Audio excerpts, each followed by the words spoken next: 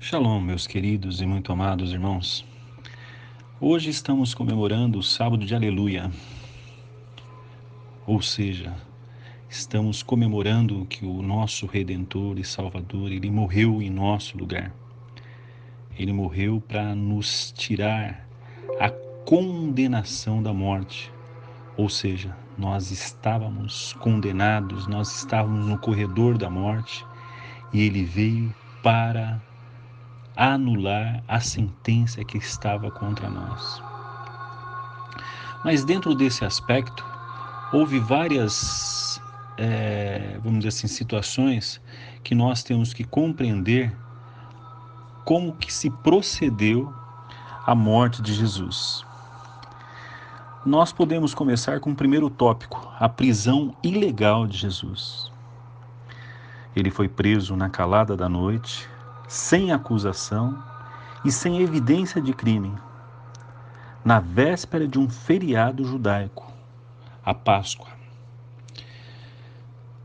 Aqui nós podemos observar que quando ocorreu este fato, ou este fator, Israel estava com milhares e milhares de pessoas que vieram de todas as regiões comemorar a Páscoa, porque era um feriado comemorado por todo o povo judeu.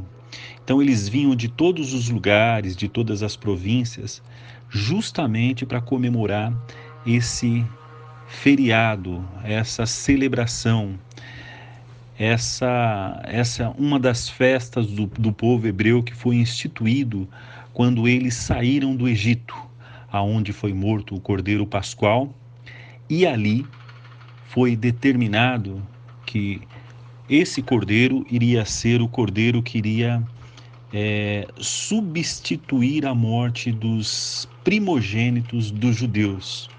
Ou seja, a morte iria passar lá fora e o povo iria estar ali dentro comendo e bebendo, comendo o cordeiro e bebendo o vinho, se preparando para sair de 430 anos de escravidão no Egito. Então o povo, Deus com isso estabeleceu a Páscoa, ou seja, a passagem, Pessá.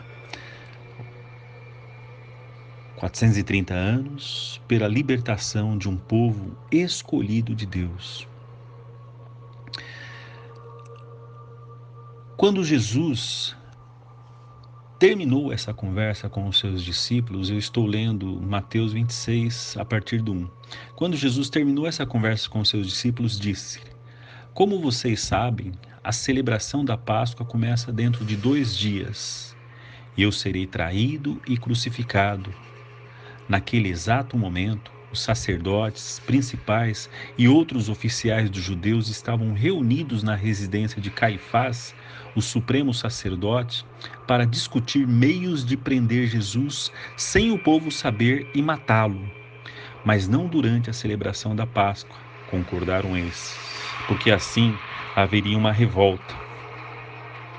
Daí a gente pula lá para João 18, do 2 até o 7, onde diz assim: Judas, o traidor, conhecia aquele lugar, pois Jesus havia ido ali com os seus discípulos muitas vezes. Os sacerdotes e principais dos fariseus haviam dado a Judas um pelotão de soldados e policiais. Então eles chegaram ali com tochas, lanternas e armas. Jesus percebeu perfeitamente tudo o que ia acontecer com ele, então avançou ao encontro deles, perguntou: A quem vocês estão procurando? Eles disseram: Jesus de Nazaré. E Jesus disse: Eu sou. E quando ele disse isso, todos caíram para trás no chão, porque ali Jesus ele revelou a sua divindade do Eu sou. Mais uma vez ele perguntou: A quem vocês estão procurando? E eles responderam: Jesus de Nazaré. Eles caíram novamente no chão com uma revelação de Jesus novamente dizendo: Eu sou. Daí quando Jesus ele permitiu, porque ali ele tinha se revelado ou revelado a sua natureza divina, que eles o prendessem. Eles amarraram e acorrentaram Jesus e levaram. E houve o ato de traição de Judas Iscariotes, que ele veio e deu um beijo em Jesus traindo. Ele fez exatamente o que está escrito em Salmos 2:12, senão eu vou ler para que vocês possam entender. Em Salmos 2:12, o próprio Deus diz: ajoelhem-se diante do Filho e beijam seus pés, antes que chegue o dia da ira do Senhor e vocês todos sejam destruídos. Cuidado, isso vai acontecer muito mais depressa do que pensam. Porém, as pessoas que confiam nele serão felizes, muito felizes. Daí nós voltamos novamente para Mateus 26, do 60 até o 67. Embora eles achassem muitos que concordar, quando eles amarraram Jesus e levaram para o crucificar, eles tentaram achar falsas testemunhas, porque Jesus ele não tinha do que ser acusado. E eles mesmos perceberam que não tinha nenhuma testemunha cabível, né? Então aconteceu esse fato, né? Embora eles achassem muito que concordassem em ser testemunhas falsas, elas sempre se contradiziam umas às outras. Finalmente acharam dois homens que declararam: este homem disse: eu sou capaz de destruir o templo de Deus e reconstruir em 3 dias. Então o supremo sacerdote levantou-se e disse a Jesus: bem, e então, disse ou não disse isto? Mas Jesus permaneceu calado. Nisso o supremo sacerdote disse-lhe: eu ordeno no nome do Deus vivo que nos declare se você diz que é o Messias, o Filho de Deus. Aqui o supremo sacerdote, ele infligiu uma lei de juiz, ele não tem que trazer a baila ou a julgamento aquilo que não foi declarado como acusação. Era para ele tão somente dizer que se Jesus fez ou não a promessa de destruir e construir o templo em 3 dias. Aí ele introduziu uma outra interrogação, ele não tinha esse poder, ele não podia fazer isso. Daí Jesus respondeu: sim, disse Jesus, eu sou, e no futuro vocês me verão o Messias sentado à direita de Deus, voltado nas nuvens do céu. Então o supremo sacerdote rasgou suas próprias vestes, gritando: blasfêmia! Que necessidade nós temos de outras testemunhas? Todos ouviram o que ele disse: qual é a sentença de vocês? E eles bradaram: morte, morte, morte. Então cuspiram-lhe no rosto, bateram nele a socos e tapas, dizendo: Messias, profetiza-nos para nós quem foi que te bateu agora, tirando o sarro de Jesus. Enquanto isso, os sacerdotes, nós agora pulamos para Mateus 27, a partir do 20. Enquanto isso, os sacerdotes principais e oficiais dos judeus convenceram o povo a pedir-lhe a liberdade de Barrabás e a morte de Jesus. Então, quando o governador perguntou outra vez: qual desses dois eu devo soltar para vocês? A multidão responderam gritando: Barrabás. O que farei de Jesus, o Messias de vocês? Perguntou Pilatos. Eles gritaram: crucifica-o. Por quê? Perguntou Pilatos. Que foi que ele fez de ruim? Porém eles continuaram gritando: crucifique, crucifique. Quando Pilato viu que não estava chegando resultado algum e que começavam a se formar uma confusão, mandou buscar uma bacia de água e lavou suas mãos diante da multidão, dizendo: estou inocente do sangue deste homem bom. A responsabilidade é de vocês. E a multidão gritou: que o sangue dele caia sobre nós e sobre os nossos filhos. Então Pilatos soltou-lhe Barrabás, depois mandou chicotear a Jesus e entregou aos soldados romanos para que fosse crucificado. Mas primeiro eles levaram Jesus para o pátio do quartel e chamaram a tropa toda. Tiraram-lhe a roupa e vestiram-lhe um manto vermelho. Fizeram-lhe a coroa de longos espinhos e colocaram na cabeça dele. e lhe puseram uma vara na mão direita, como se fosse um cetro, ajoelhando-se diante dele em sinal de zombaria. Salve o rei dos judeus, gritavam eles. Aí nós pulamos para Gálatas 3,13, aonde Paulo diz: entretanto, Cristo nos comprou e nos tirou debaixo da condenação desse sistema impossível ao levar sobre si próprio a maldição por nossas más ações, porque está dito na Escritura: é maldito todo aquele que for pendurado num madeiro, como Jesus foi pendurado na cruz. Eu li essas passagens para que nós possamos entender a questão da condenação de Jesus.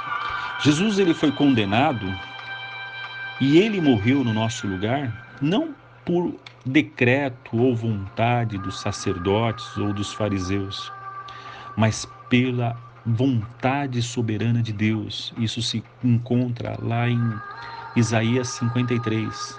Agradou Deus de moer Cristo. Por quê? Porque ali ele estava sendo o cordeiro substitutivo. Aquilo que ele estava passando estava sobre nós. Nós fomos encontrados, porém com culpa, nós fomos sentenciados, nós fomos julgados e nós seríamos mortos. Todos nós, quando comemos aquela fruta, se nós estivéssemos lá no Jardim do Éden, nós teríamos feito até mesmo pior do que Adão. Em Adão, todos nós fomos condenados, porque a Bíblia diz em Ezequiel 18:4, que a alma que pecar, essa morrerá. Então nós estávamos condenados à morte. E quando Jesus foi julgado, ali ele se colocou em nosso lugar.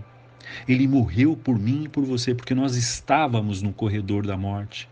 Entre nós e Deus havia sido posto um grande muro. Nós não tínhamos mais acesso a Deus, a salvação, a árvore da vida. O que estava reservado para nós era a condenação eterna, o fogo eterno, o inferno.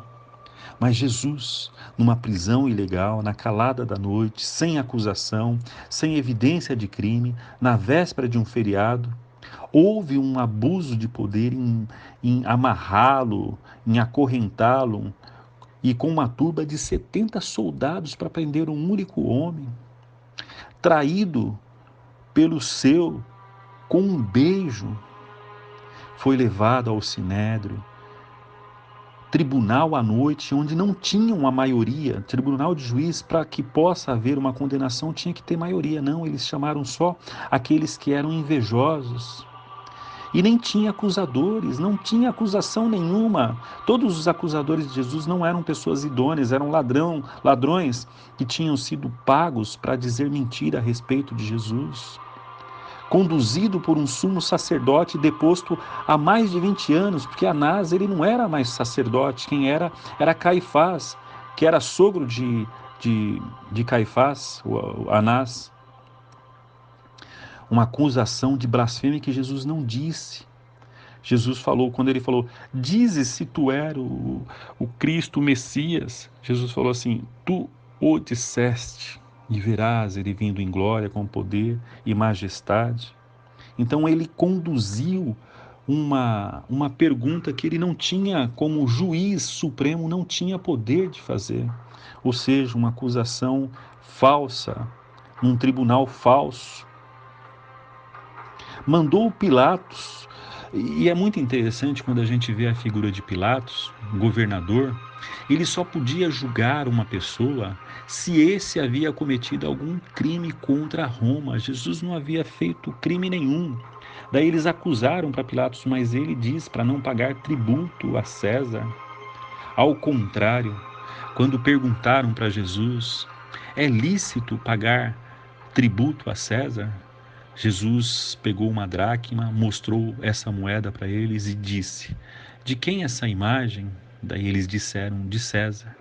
E Jesus disse bem claro, dá a César o que é de César e a Deus o que é de Deus. Ou seja, mais uma acusação falsa que Pilatos, ele notou que Jesus era inocente. Ele disse claramente, eu sou inocente, eu sou não tenho culpa de condenar esse inocente. E todo o judeu disseram, né? Que ele seja crucificado e que o seu sangue caia sobre nós e sobre os nossos filhos. É muito interessante notar que mesmo Pilatos, vendo que Jesus era inocente, mandou açoitar Jesus, ou seja, cometendo uma outra ilegalidade. A crucificação de Cristo foi um ato ilegal, imoral e não comunicado, sem nenhuma base jurídica, porque somente podia ser pendurado no madeiro, crucificado, ladrões de alta patente, assassino, ladrões da pior estirpe. É muito interessante notar que Jesus, ele foi totalmente injustiçado, estava ali morrendo em nosso lugar. Ele tinha que morrer em nosso lugar, porque senão nós estávamos condenados. E nós chegamos à devida conclusão. Jesus foi condenado porque a sentença de morte já estava sobre ele para nos salvar. A alma que pecar, essa morrerá. Eu li para vocês Ezequiel 18:4. Dessa forma, ele rasgou a cédula que era contra nós. Ele permitiu novamente que nós tivéssemos acesso à árvore da vida, porque nós tínhamos acesso a Cristo, que era a árvore da vida, mas por livre e espontânea escolha, nós tensionamos, nós desejamos ser como Deus. Nós fomos atrás não da árvore da vida, que era Cristo, nós fomos atrás da árvore do conhecimento do bem e do mal para ser como Deus. Independentes de Deus, ser como Deus, ali nós nos rebelamos. Houve uma guerra cósmica lá. O homem foi expulso do paraíso, onde Deus criou um local aonde nós não teríamos nenhuma notícia, nenhum acesso ao mal. Nós éramos inocentes. Deus, ele tinha reservado para nós uma vida de adoração, uma vida de comunhão, uma vida onde não haveria nenhum sofrimento, nem morte, não teria doença, não teria divórcio, não teria roubo, não teria morte, não teria cemitério, não teria câncer, não teria cegueira, nem surdez, não teria nada de mal que foi introduzido neste mundo pelo nosso pecado. Hoje mesmo nós estamos vivendo num momento terrível dessa pandemia, que infelizmente hoje se tornou, neste momento, mais político do que real. Existe a doença? Com certeza que existe a doença. Um mal que foi decretado sobre nós, o nosso pecado fez com que esse mal viesse com essa força e infelizmente vai crescer a cada dia mais, devido à nossa falta de arrependimento, a nossa falta de comunhão com Deus, a nossa falta de reconhecer em Deus a única cura. O homem vai em todos os lugares, bate em todas as portas, recorre a todas as possibilidades, mas ele só não vai ao local que ele deveria ir desde o começo, que é aos pés de Cristo, com arrependimento, com petição, com fé, e não restaura este caminho que um dia foi fechado. O homem quer ser são, mas não quer Deus. O homem quer ser próspero, mas não quer Deus. O homem quer gozar desta vida, mas não quer Deus. O homem quer ser eterno, mas não quer Deus. O homem quer até ir para o céu, mas não quer Deus.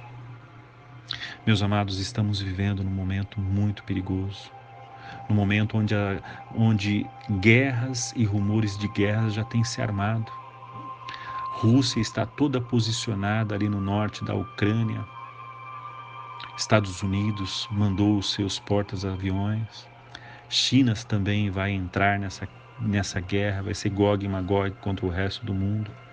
E o homem, hoje alguns estão fazendo churrasco, outros na pizzaria, mas ninguém aos pés de Jesus clamando misericórdia e arrependimento.